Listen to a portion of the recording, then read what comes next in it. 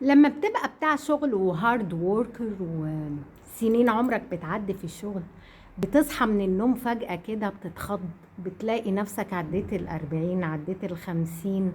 بتفاجأ، أنا إيه ده أنا لسه متخرج، ده أنا لسه حياتي لسه بادية، أنا بقيت إزاي كده، أنا وصلت لكده إزاي، أنا فين، إيه الناس دي، مين دول، انا مين، ايه وشي عمل كده ليه، ايه بشرتي شعري، ايه ده ايه ده، ايه اللي جرالي، ازاي، انا عمري اتسرق، انا عمري اتسرق.